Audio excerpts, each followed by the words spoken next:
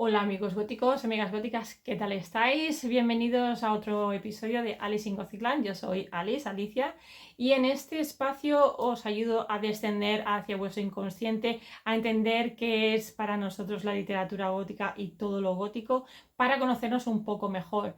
Entonces, en el vídeo anterior ya os hablé de por qué necesitamos una psicología gótica. Si no lo habéis visto, ir allí, porque ahí os explico mucho mejor estos inicios. Y al final del vídeo os lancé la idea de que si dejáramos de mirar lo gótico como un territorio de exclusión, quizás lo que aprenderíamos es a ser más tolerantes con otras formas de existir. Y aquí me estaba haciendo referencia sobre todo a la neurodivergencia, es decir, a personas que tienen TDAH, que tienen autismo, dislexia, pueden tener epilepsia. Incluso normalmente se asocia a las altas capacidades, para que tengáis un poco de idea. Entonces, de lo que os hablaba en aquel vídeo, y es lo que quiero retomar hoy un poco con más profundidad, es que el modelo social y psicológico que tenemos hoy en día todavía venera lo que es lo normotípico, es decir, todo lo que no es neurodivergente. Pero como todo modelo de exclusión, ese modelo que estamos viviendo hoy en día ya empieza a tener grietas. Ya seguramente algunos de vosotros y vosotras ya empezáis a ver cómo se empieza a resquebrajar y cómo está empezando a zarandear los cimientos mismos de la sociedad. Y ya estamos hablando de lo que está sucediendo tanto en educación como en el área del trabajo, en el área laboral. Todo esto está respaldado por trabajos de estructura social, pero de todo esto os dejo los enlaces abajo, y si no, todos aquellos que queráis tener una conversación mucho más directa conmigo, estoy montando un grupo de investigación en el que hablar de todos estos temas en mucha más profundidad, porque el vídeo, aunque sea largo, siempre se me va a quedar corto para ir más allá. Entonces, al final del vídeo, si te quedas, te comentaré cómo puedes acceder a este grupo de investigación que abriré ya en enero, y en el cual ya estoy haciendo un poco de entrevistas para poderos, para poder decidir quién y quién no encaja con el perfil y si os puede beneficiar, y también al grupo de investigación.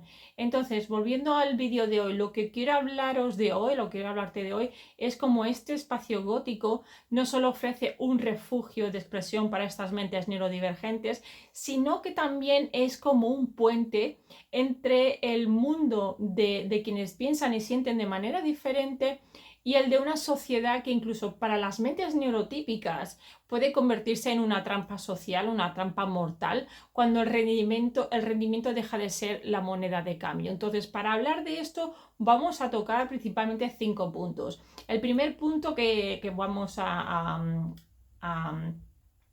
el primer punto que vamos a elaborar, que vamos a trabajar, es por qué necesitamos un lenguaje para hablar de lo diferente. Creo que esto es súper importante.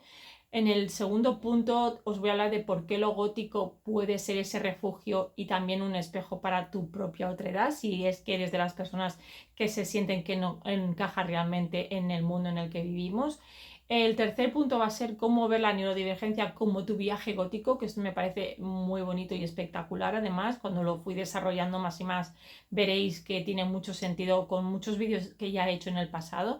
El cuarto punto va a ser cómo normalizar la diferencia sin borrar la sombra, que es algo a lo que tenemos tendencia cuando hablamos de la sombra. Ya lo veréis, que parece que como sea algo negativo, pues que entonces lo tengo que eliminar. Y de hecho, no es así, y eso es lo que veremos más adelante en el vídeo. Y el quinto punto va a ser por qué necesitamos una psicología gótica, un poco recuperando el diálogo que tuvimos ya el otro día, porque necesitamos ese espacio para que no se patologice, sino que se comprenda lo que es la neurodivergencia o lo que sea que se sale de la norma. Entonces vamos a empezar con el primer punto, que es un lenguaje nuevo, este lenguaje que necesitamos, que no convierta nuestras maneras de existir en defectos, sino que más bien que nos ayude a trabajarlas, que nos ayude a entendernos mejor, porque al final de lo que se trata es de eso, de ser más felices, no criticando, no reprimiendo, no traumatizando, sino entendiéndonos mejor. Entonces, este apartado es muy importante para mí porque ha surgido la necesidad de hablar de esto a raíz de una experiencia personal, ya que el pasado agosto diagnosticaron a mi hijo mayor con TEA, es decir, con autismo nivel 1, que es el antiguo Asperger. Y este diagnóstico aunque para muchas personas pueda ser, cuando se les diagnostica a los padres, les puede sentar como un cubo de agua fría por la cabeza, para nosotros más bien fue un descanso y fue un alivio. Y ahora voy a explicar un poco por qué. Ese diagnóstico, en lugar de etiquetar, como muchas personas hablan por ahí, que etiquetar, entonces nos sentimos así y podemos comportarnos y cambiar nuestro comportamiento. De hecho, para él y para nosotros, sus padres, nos ha ayudado a entender por qué el sobreesfuerzo que ha llevado constantemente durante 15 años, sobre todo desde que empezó primero de la ESO hasta ahora que está en cuarto, porque ese sobreesfuerzo por encajar es lo que le ha llevado a lo que se conoce en inglés como el autistic burnout. Y esto es un estado de agotamiento tanto emocional como físico como cognitivo, del que ya se habla en investigaciones como la de Raymaker et al. En el 2020. O sea que todo esto está investigado y está trabajado. Entonces, en este caso muchas veces lo que nos choca es que son perfiles, tenemos la idea del autismo un poco distorsionada, no por culpa nuestra, sino por la falta de información que todavía hay. Y es que son perfiles, sobre todo los de un rango Asperger, que aunque académicamente sean brillantes, como es el caso de mi hijo, y por eso pasan desapercibidos, que tenga intereses variados y su razonamiento sea fluido, su estilo cognitivo, sin embargo, como el de muchas personas autistas o personas con TDAH, no encaja en un sistema educativo que mide la mente como con un solo patrón y no tiene en cuenta la variedad. Entonces, ¿qué tiene que ver todo esto con el canal? Pues tiene mucho que ver, porque es precisamente aquí donde una psicología gótica es la que podría aportar algo que me parece esencial. Y de lo que estoy hablando es de esta aportación de un lenguaje simbólico que incluya y que dé herramientas a los diferentes tipos de mentes sin reducirlas a lo que funciona dentro de la norma. Entonces, desde esta mirada que os ofrezco, la neurodivergencia podría verse como más bien una forma legítima de percepción del mundo. Y en términos junguianos, que es desde donde la lente donde yo me muevo también, estaríamos hablando de una sensibilidad arquetípica, es decir, de esa capacidad de percibir los mundos tanto internos como externos con una intensidad simbólica propia de lo que conoceríamos en las historias de viajes o en las historias fantásticas como el visionario o el alquimista medieval. Claro, si utilizamos un lenguaje u otro, como no se percibe de la misma manera. El peso histórico y cultural que tienen las palabras es muy importante. Si decimos autismo, estamos viendo una serie de características que quizás no se correspondan con la realidad. Y sin embargo, si decimos alguien visionario, alguien alquímico, ya es como una connotación más de magia, como de habilidad, como de alguien con superdotación, como alguien fuera de serie que tenemos que venerar. Y aquí es donde tenemos los problemas, porque ni los extremos son siempre erróneos. Entonces eso es lo que me gustaría también trabajar aquí. Entonces, para mí, este modo de pensamiento más bien analítico, que es lo que ofrezco yo aquí con una psicología gótica, o más introspectivo, o sea, no es lo que yo ofrezco, perdón, o sea, el pensamiento más analítico es que yo también tengo neurodivergencias, pero todavía estoy sin diagnosticar, así que ya veremos lo que sale de ahí. Pero en el caso de mi hijo, personas como mi hijo, es un pensamiento más analítico o es una introspección muy aguda. No es una deficiencia, sino que es un estilo cognitivo distinto al de otras personas. Y aquí también vemos que hay estudios como el de Stolter et al. Del 2022, en el que se habla sobre la creatividad en perfiles de neurodivergentes. Entonces, para explicarte esto mejor, lo que voy a hacer ahora es darte unos ejemplos góticos interpretativos que te van a ayudar a entender mucho mejor en el marco de lo que se nos mueve aquí, de la expresión gótica, la literatura, el cine, cómo estos perfiles ya nos llaman la atención, nos atraen. Probablemente algunas de estas obras que voy a mencionar son de tus favoritas. Por ejemplo, cuando pensamos en Víctor Frankenstein, ¿qué buscaba Víctor Frankenstein? Buscaba dominar los secretos de la vida en un aislamiento absoluto obsesivo. Pensar en la historia. Entonces aquí vemos que el intelecto de Víctor Frankenstein y su desconexión emocional podían verse bajo la lente y la información que tenemos hoy en día con una mente hiperfocalizada en solo un objetivo. Entonces esta hiperfocalización normalmente es es un rasgo autista, el hiperfoco, que es tan efectivo, pero claro, en este caso, fijaros a dónde le lleva el hiperfoco, que no quiere decir que siempre que estemos en hiperfoco vayamos a crear monstruosidades o vayamos a crear, bueno, de hecho, lo que se crea en Víctor Frankenstein es una monstruosidad para él mismo, porque de haber tomado de haber tenido cuidado, de haber mostrado a su criatura, a su producto un poco de cariño, las cosas habrían sido diferentes y habría encajado, fijaros también el mismo monstruo como es rechazado por la sociedad. Entonces aquí podríamos hablar largo y tendido sobre las dinámicas que se muevan, pero hoy solo voy a darte pinceladas.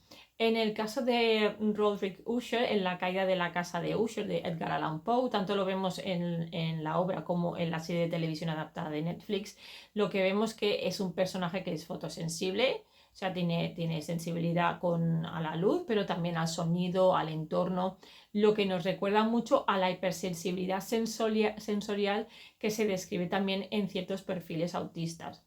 Otro ejemplo sería Bertha Mason en Jane Eyre, que es la mujer que tiene encerrada en el ático el señor Rochester, y aquí lo que podíamos leer de Bertha Mason es una metáfora de la psique reprimida o de la mente no comprendida por las estructuras patriarcales y racionales. Aquí tendríamos quizás un diálogo mucho más feminista, que también podríamos hablar de la locura como algo inducido, como ese desajuste cultural, como esa opresión. Hay muchos temas aquí de los que tendríamos que hablar, choques culturales, en fin, hay muchos estudios ya sobre Bertha Mason, que yo no creo que pudiera aportar nada nuevo, a menos de que nos metiéramos bien en el meollo y empezáramos a rascar. Pero seguramente que bajo una lente junguiana, si nadie lo ha hecho ya, podríamos ver muchas cosas. Otro ejemplo es Victor Van Dort de La novia cadáver, que vive, si fijáis, dividido entre el mundo de los vivos, que es social, es rígido, fijaros además que tiene que seguir las normas sociales para casarse, tiene que aprenderse todos estos, este rito, ¿no? Para casarse, eso tiene un nombre. Y el de los muertos, que es el otro lado, que tampoco él se encuentra muy bien aquí. Si os dais cuenta, tiene un cruce mental de cosas. Ahí es un mundo mucho más libre, más simbólico, y sin embargo él quiere estar en el mundo de los vivos, por supuesto, pero también le impide acabar de hablar, le impide dar los votos para casarse, ¿no? Con su chica, se encuentra que no le salen las palabras. Fijaros aquí lo importante que es el lenguaje y la expresión, y cómo este apabullamiento o este bloqueo mental también nos está dando muchísima información. Nuevamente aquí podríamos entrar en mucho trabajo, pero esto ya son cosas que hacemos aparte. Otro ejemplo sería Coraline o Lydia Dietz en Beetlejuice, que si recordáis son dos ejemplos modernos de sensibilidad gótica adolescente. Ambas son observadoras, ambas son reflexivas y están en su búsqueda de identidad frente a lo normativo. Otro ejemplo del que os voy a ir hablando más en el vídeo también es Carrie de Stephen King, que si la habéis visto o si habéis leído la obra, es un personaje que encarna esta explosión emocional tras años de represión social, una situación familiar específica, y lo podemos ver como una metáfora del trauma y de la eyección. De la eyección ya hablaba Kristeva, y hay también en algunas lecturas feministas que se han hecho de Carrie. De aquí también hay bastantes ensayos y podéis encontrar bastantes cosas online. Entonces es también importante notar que estos personajes no deben tomarse como neurodivergentes porque, en el sentido clínico, porque no los podemos analizar de forma correcta, sino son personajes, y aquí traía también lo que tenía en mente el creador de estos personajes cuando los creó, sino que los podemos tomar como símbolos de la diferencia, es decir, arquetipos de la mente que no encaja en el molde y que al no poder expresarse buscan su propio lenguaje.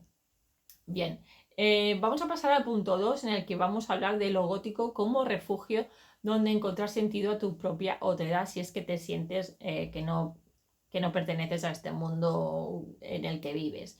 Entonces, desde sus orígenes, si echamos hacia atrás, vemos que lo gótico ha sido siempre el territorio del rechazo, de lo ambiguo. Sin embargo, los monstruos, los locos, los fantasmas, no son enemigos del alma, sino más bien partes de nosotros que la sociedad niega. De esto ya hablamos en el último vídeo también. Entonces, por eso muchas personas que son neurodivergentes nos encontramos en lo gótico como en ese espacio, también en el terror.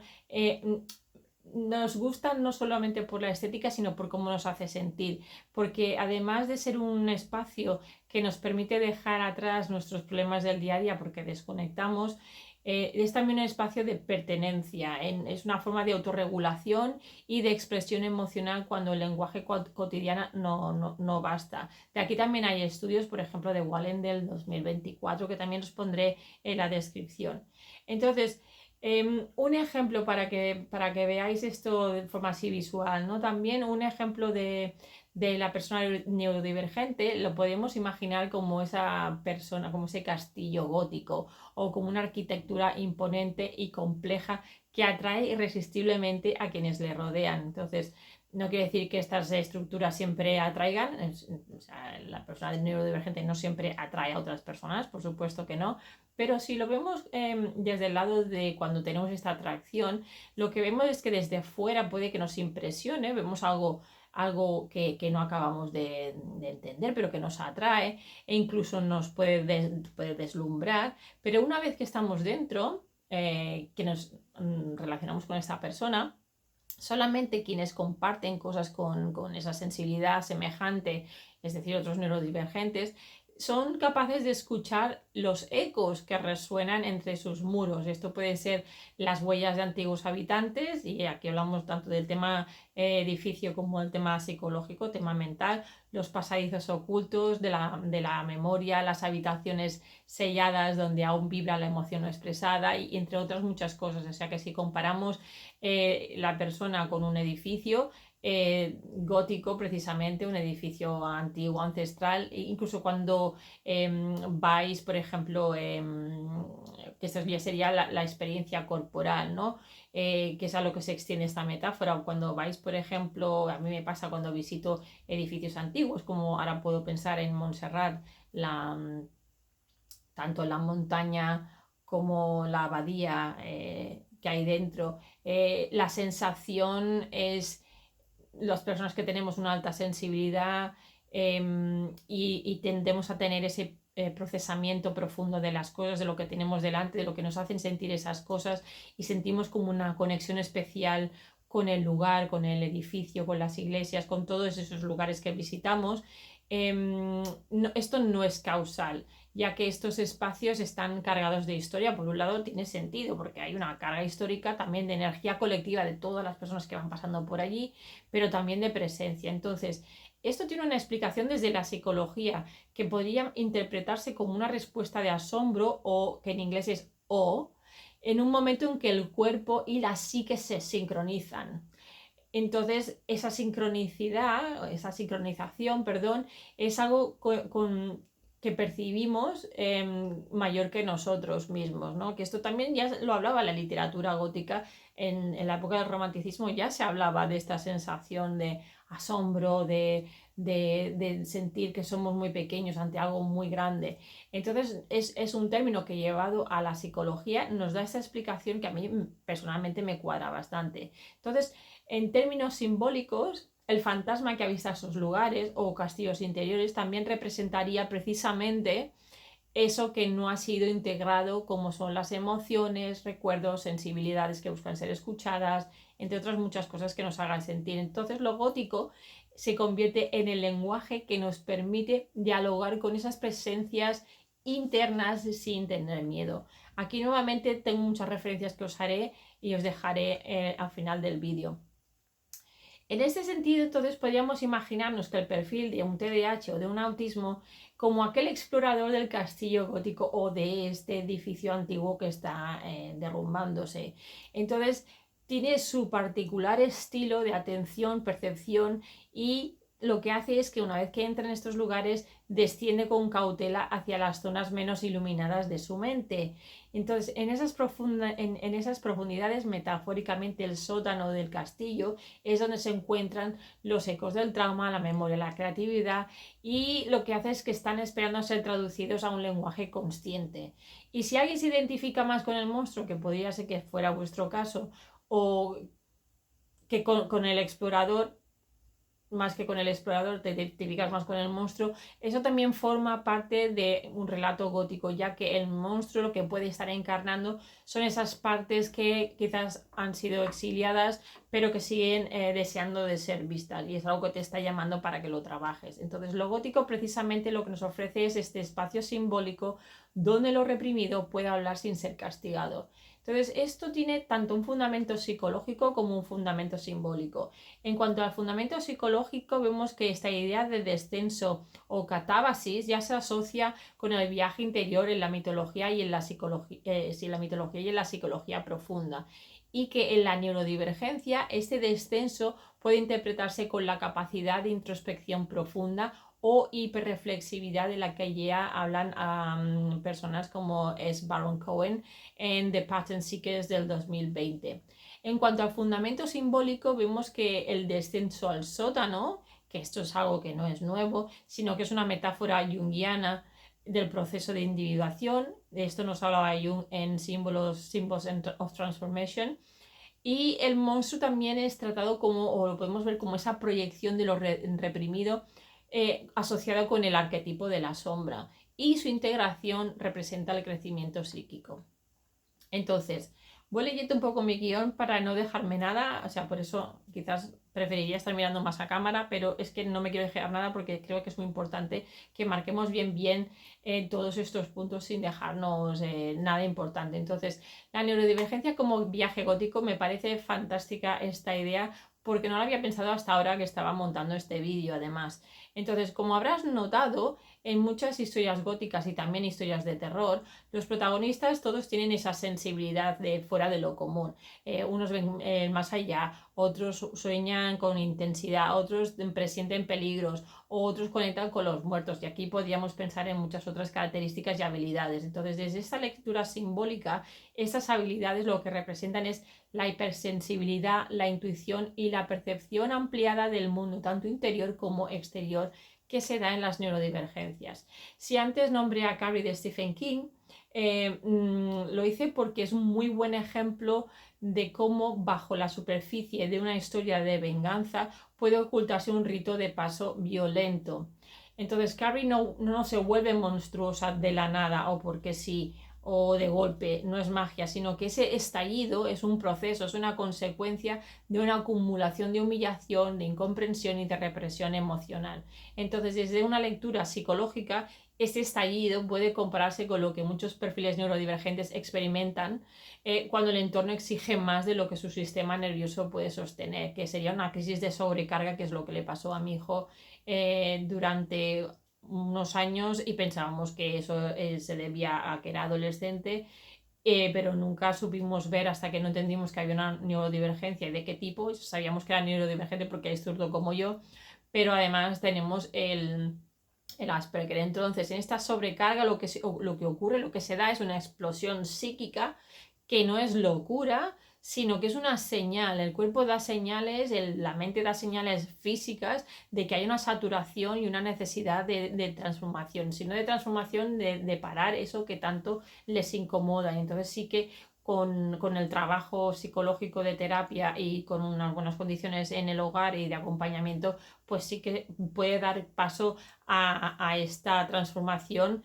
Entonces ya es claro, ya la adolescencia de por sí es ese momento en el que una vieja estructura se destruye para dar paso a la crisálida. Entonces, aunque esto pueda, en caso del autismo o de otra neurodivergencia, puede asustar tanto a la persona misma que lo está sufriendo como a las personas que le rodean, también bien acompañado, como decía antes, puede convertirse en una oportunidad de metamorfosis psíquica y de crecimiento personal. Entonces, por eso que creo que es tan importante promover una cultura adecuada y una psicología gótica o una psicología que no busque normalizar, sino normalizar suprimiendo, sino acompañar integrando, que no tiene nada que ver con normalizar que ya estás intentando cambiar a alguien que tiene otra manera de ser, con suprimir, que es lo peor que se puede hacer a una persona que instintivamente, cognitivamente funciona de esa manera, es como castrarle mentalmente. Entonces, ese acompañamiento integrado permite que las partes que habían permanecido en la sombra, que esté durante tanto tiempo la persona había estado reprimiendo, escondiendo, intentando adaptarse a ser como los demás, pues de hecho salgan a la luz y encuentren ese lugar en la vida cotidiana. Y al final no se trata más que darle un lugar y un espacio a nuestras maneras de ser y a nuestras características. Porque al final no se trata, llegamos en términos junguianos, hablando de la sombra, no se trata de borrar la sombra, que es lo que mucha gente quizás piensa, ¿no? Que hay que borrar la sombra. No, la sombra no se ha de borrar. Tenemos que tener conciencia de que existe, de reconocer su lenguaje, de por qué está ahí, que nos está diciendo, y darle un espacio legítimo dentro de la totalidad psíquica, que es que realmente hay vocabulario pues, que se entiende en términos esotéricos, en unos términos esotéricos más bien negativos, bastante arcaicos, que no se corresponden realmente con la realidad psíquica de esa persona. Entonces, aquí también tengo unas notas que os pondré a pie de página, porque todo esto está reforzado tanto académicamente, simbólicamente, con estudios y demás. Y hay libros que podéis leer, ¿vale? Entonces, el cuarto punto del que os quería hablar es de esta normalización de la diferencia sin borrar la sombra que hemos comentado ahora justo en el apartado anterior. Entonces, volviendo a Carrie, cuando veíamos su poder, el mundo se horroriza. Si ahora recordáis al final de la película, que es cuando Carrie empieza ya pues a demostrar sus habilidades y ya explota, entonces es cuando todo el mundo alrededor que en un principio se burlaban de ella, pues le cogen este miedo, ¿no? Y además cuando lo estamos viendo pensamos que se está vengando, que bien que está sucediendo esto, ¿no? Entonces, lo mismo ocurre cuando alguien revela abiertamente su forma distinta de pensar, de sentir o de comunicarse. Entonces, es muy interesante que lo que vemos aquí es que la diferencia cuando se manifiesta sin pedir permiso, ese permiso social, incluso podríamos decir, es lo que resulta inquietante, sobre todo cuando vivimos en sociedades que idolatran la norma. Entonces, aquí es importante señalar que normalizar la diferencia no significa bloquearla ni convertirla en tendencia, sino que lo que yo os invito a hacer con este vídeo y con los futuros vídeos y con el que hice anteriormente es la de aprender a aceptar que la mente humana no es lineal ni enteramente luminosa, sino que en muchos casos hay personas que no funcionan de esa manera, sino que más bien su manera de pensar y de vivir, sentir el mundo es más bien circular o espiral, sino son personas que están más atentas o que vivimos más acorde a los ritmos naturales, a los matices del entorno o a las resonancias invisibles entre las cosas. Entonces, esto no es una debilidad, como muchos pueden llegar a pensar por falta de información o porque tienen sus propios sesgos cognitivos, sino que es otra forma de sincronizarse con el mundo, de vivir el mundo y de sentir el mundo. El problema no está en la diferencia, sino en la mirada que la patologiza. Por lo tanto, normalizar, como decíamos, no es blanquear la sombra, sino que es permitirle hablar con su propio lenguaje. Y esto es muy diferente a lo que quizás estamos escuchando por ahí en otros lugares. Entonces, lo gótico, pues, nos enseña precisamente esto, que la sombra tiene una sabiduría, este espacio, la sombra como espacio, una sabiduría que el pensamiento racional tiende a rechazar y que escucharla es más bien un acto de reconciliación y comprenderla es integrar aquello que la sociedad teme o no entiende. Entonces hacemos tanto un favor a nosotros mismos como neurodivergentes, como estamos ayudando a las personas de nuestro alrededor a darles una oportunidad para que nos conozcan mejor y entiendan mejor a otras personas también neurodivergentes. E incluso ellos mismos cuando están saturados por este sistema que decíamos que realmente pues a veces hasta el neurotípico se siente superado por todo lo que se ha de hacer en el tiempo que se nos pide y en la intensidad y con esa rigidez. Entonces, quizás solo cuando dejemos de temer esa voz interna que habita en la penumbra, que parece que no se acepta socialmente, pero que la tenemos ahí, que es nuestra y la tenemos todos, entonces en ese momento, cuando sepamos escuchar, es cuando podamos empezar a construir una psicología verdaderamente inclusiva. Una que no busque iluminarlo todo, sino aprender a caminar con la sombra. Entonces, ¿cómo es este camino hacia una psicología gótica? Y es aquí lo que yo ahora os propongo, ¿no? Una psicología gótica sería aquella, como decía antes, que no patologiza la diferencia, sino que la contempla con curiosidad, con compasión y con un profundo respeto por su lenguaje simbólico. Entonces, no se busca corregir lo distinto, sino yo lo que propongo es escuchar lo distinto, descifrando qué significa, reconocer el mensaje que trae desde los márgenes de la conciencia. Se trataría más bien de hacernos preguntas, que esto nos ayude a conocernos mejor. Y la única manera de conocernos mejor muchas veces es haciéndonos preguntas. Es decir, ¿qué parte de nuestra propia sombra se activa, por ejemplo, cuando alguien nos refleja una manera de ser que es diferente de estar en el mundo, ¿no? Que a veces rechazamos a otras personas porque las vemos diferentes y entonces decimos, es que es muy raro, es muy rara. Y lo que a lo mejor esto es información nuestra, porque reaccionamos así.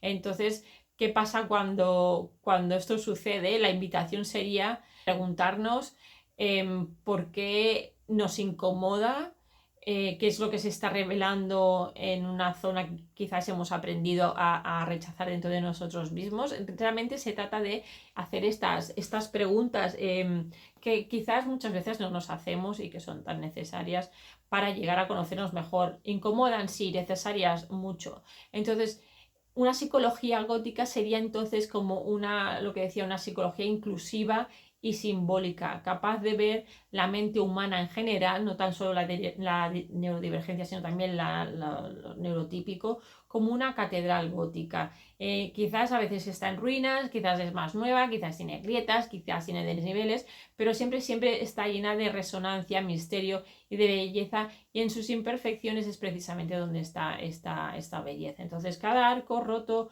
cada vitral fragmentado de este edificio que vemos que a lo mejor pues, nos impone y nos asusta, está en realidad dejando pasar una luz que no ciega, sino más bien que ilumina la sombra. No se trata de venir ahí con un superfoco ¿sabes? Y deslumbrar a todos, sino ir entrando poco a poco con esta curiosidad, porque realmente la verdadera salud mental no consiste en la ausencia de la oscuridad, sino consiste en la capacidad de habitarla sin miedo. Entonces, reconocer que la plenitud no se alcanza eliminando lo monstruoso, sino acogiendo todas nuestras formas, incluidas aquellas que la sociedad aún no ha aprendido a mirar sin horror, es mi invitación y es lo que creo que deberíamos aprender a hacer a partir de ya.